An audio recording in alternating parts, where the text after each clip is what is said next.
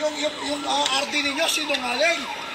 Kitang-kita sa video na mainstream media, kitang-kita sa video po namin, nakasukpet ang baril sa likod. Sinungaling.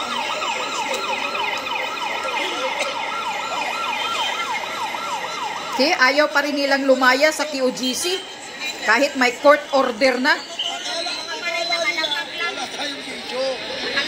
Lahat na pumasok na pulis, hindi armado, walang baril, kahit isa. Ibig sabihin, walang pumasok na may baril yan. Kahit isa, kahit si Torre, walang dalang baril. Pero may nakasukpit na armalite sa likod. Yeah, sinungaling talaga ang bangag.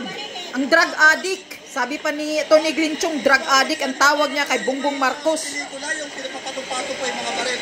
Bongbong Marcos, huwag mo nang lokohin ang taong bayan. Huwag mo nang lokohin ang kapulisan. Awa ka naman sa sabay ng Pilipino. Tama na ang pambukuro mo. O, diba? Dito galing statement dito. Sigurado, report ito dito. Report dito sa Region 11. Binigay kay Avalos, kay Marvin. Sinood ka. Wala naman dito si Marcos dito. Nagpapasalamat ng report.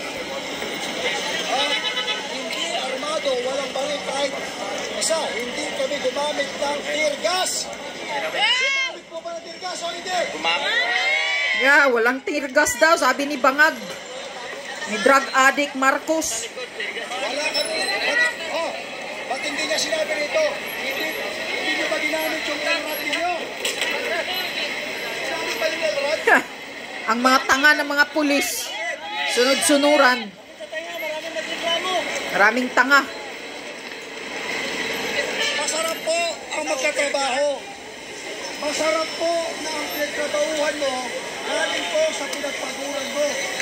Pero itis pa ng pamilya mo na ikaw ay kakain sa sahod dahil wala kang paninindigan at wala kang prinsipyo, hindi ka kayang ipagmalaki ng iyong anak, ng iyong mga magulang, ng iyong asawa, dahil wala kang pabayag, wala kang paninindigan, hindi mo kayang tayuan ang tama sa mali. Correct. Tama ka! Tama!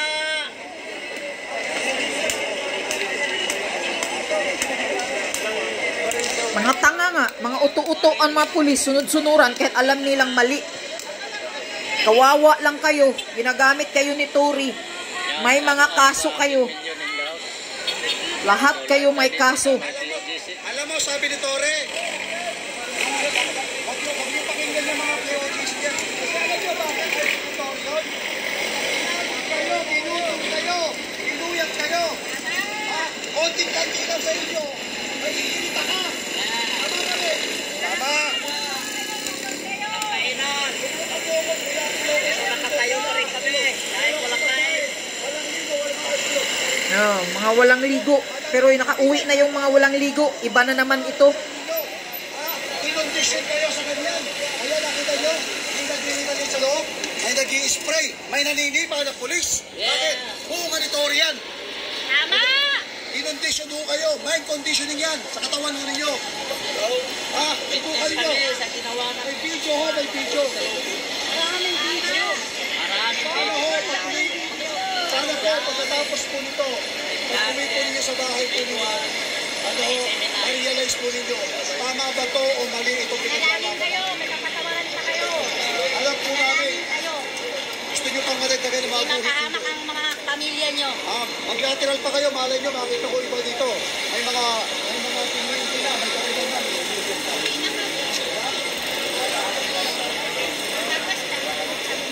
Ayan, tinig natin yung... Yan. Kasi mga uto-uto kayong mga pulis kayo. Imbis na lumayas kayo, nagdagdag naman ng grupo itong si Tory. Talagang walang respeto na, pati korte hindi na nirespeto ng hanayupak na Tory na to Kapal ng mukha. Pinalitan yung mga pulis na walang ligo, iba na namang grupo na pulis to ang dinala dyan. Akala siguro talaga ni Tory, langhiya ka talaga Tory tarantado ka Hindi talaga umalis. Tingnan nyo yung mga sa loob, yung mga halungkat ni Tory doon. Baka tinaniman na kayo doon ng bumba o ano ba. Alam nyo naman na Judas demonyo yung Tory na yan eh. Walang kwintang general, General Diwata.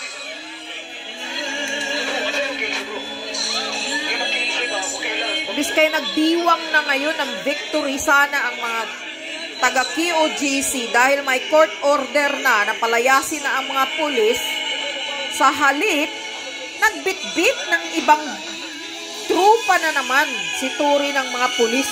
Hindi talaga niya nirespeto ang korte.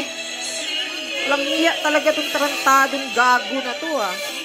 Karmahin ka rin. Patong-patong ang kaso mo, hinayupak ang Tory ka. Ayan, mauna yung sitwasyon rin no, sa